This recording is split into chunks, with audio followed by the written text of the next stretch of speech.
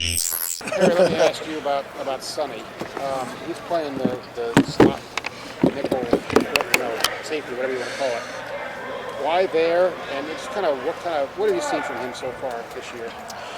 We're just trying to find the best players, best 11 players on the field, trying to create an opportunity for guys that, can elevate their skill set in certain positions. I've been pleased to this point. Obviously, it's only practice 5, but I've been pleased to this point, and it's still a work in progress. We're just trying to find the best combination to get ready for game 1. It seems like Sonny being there can not only help in pass coverage, but also in run support, even as a potential blitzer. Is that kind of the part of the idea? Yeah, I mean, he's kind of a unicorn, so to speak.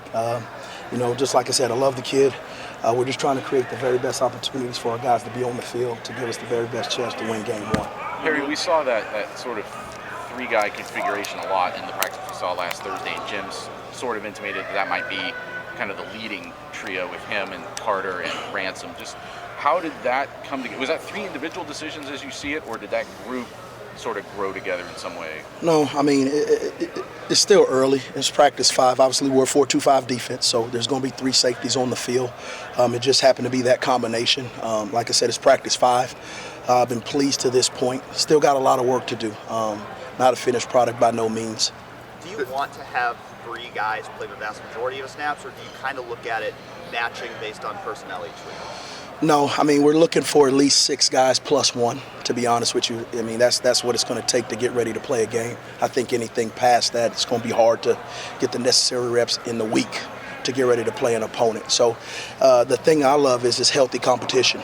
Nobody's guaranteed a spot, and that's what you want as a coach. So they know they got to bring it every day. How would you describe the depth on this team? It seems like it's at the safety group, it seems like a very deep group, Harry.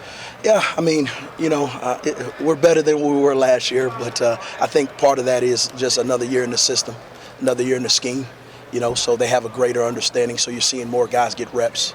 For a while now, we've seen Lathan play all 3 safety spots. Jihad played in the slot in the spring. Now he seems to be back. Sonny's played everywhere. Are we making too much of which positions these guys are playing and not trying to focus on which 3 are just generally out there? Yeah, I mean, I would say yes. For us, we're a safety-driven defense, so one of the things for those guys they got to know is they got to learn everything, because anything can happen in a game. So it's our job as coaches to prepare our guys for the what if, you know what I mean? Because things do happen. It's a long season, and we plan on playing for a long time. So for you, to read into it, that's totally up to you guys. But we're just trying to find the very best mix and chemistry to utilize our personnel and our talent that we have on this football team. Is that a little bit of a shift from last year where you guys were trying to find the best fit at each spot, and now you're just trying to find the guys who can play all 3 and just go with the 3 safeties from there? In fairness of the players, it was year 1, so you're just trying to get them to understand the scheme, their job. Now going into year 2, they know the what, the why, and the how. And so that's what's fun for me as a coach is to be able to see them process even more, play even faster, and see them grow. So what's more important in that situation? Guys who are flexible and versatile enough to play multiple spots, or guys who are just really, really good at one job now that they're in year 2 and maybe know a little bit more? I think it comes down to football IQ. They got to have a great grasp of football first and foremost, because you can be a great athlete, but if you don't understand and can process, then you're going to struggle, whether it's here at Ohio State, the NFL, and what we do defensively. We have to know ball. So it's more so putting in the time and the effort and understanding the concept of what we're asking you to do, being able to articulate it, process it, and then apply it on the field in practice. What has Malik Hartford's physical growth meant for what he can do on the football field? From day one when we went into his house in recruiting, we knew he was always talented and he would strike you, but I think what he's done, what our nutrition, our strength staff has done as far as the gains he's put on throughout the summer have been nothing short of amazing. But that's a credit to the young man's, maturity, so I'm excited about him. Back to Sonny for a moment. Can you just elaborate on what you see his role being? I know it's very early, Perry, but just what do you see his role being this year for you guys? He'll be on the field.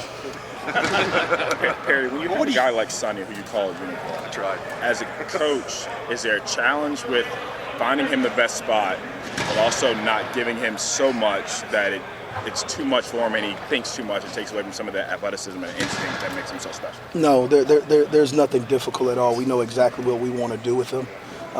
We've created a great plan for him. We've thought it through, and we're excited about what it's going to look like. Coach, when you look at Sonny Styles, what do you see?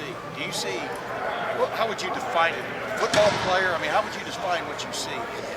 I just see an outstanding young man that's extremely coachable, committed, selfless, and he's a true definition of a Buckeye. Yeah, and when did it dawn on you from the get-go that this guy has got to be on the field? I mean, how would you describe, when it became apparent to you that he must play? I think midway through last season, you got a 17-year-old coming in who had reclassified and obviously looks like a grown man when he steps in the door, but the fact still mattered is he was still 17 years old and hadn't played college ball. And so the thing, like I said, with Sonny is just his maturity, his willingness to be coached, his selflessness. I mean, to me, that's the biggest thing is he's been that way since day one. He's not an entitled guy, and I'm excited to see what he does this year. Well, what is the change of Jihad from the nickel spot to up high? Jihad was playing nickel in the spring. Why did you guys change him? Like I said, we're just trying to find the very best combination. The thing about Jihad, he got hurt midway through spring. So you didn't get a real true evaluation. And yeah, albeit in the summertime, we're working with him on the field as far as OTAs, but it's different when you put on the pads and you're flying around. So right now it's still fluid. I'm excited about, where he's at to this point, but it's still a learning curve because he missed half of spring. So, we're just taking it one day at a time. What has Jihad done to get to that point with that top group of safeties since being hurt in spring? I wouldn't say it's a top group. I would just say, right now it's day by day. Everybody's got to fight for their position every day. No position is etched in stone. They know that. So the healthy competition is great because guys got to bring it every day. And they got to bring it in every area, on the field, in the meeting, in walkthroughs. So that's what you want. That's what camp's about. And at the end of the day, wherever we started right now doesn't mean we're going to end there come when we play Indiana. How did you see him respond to that injury? I thought he did great. Jihad's an older guy. He's not a freshman, so he attacked the rehab. He attacked, what he needed to do to get back on the field. So I've been pleased with that. What about his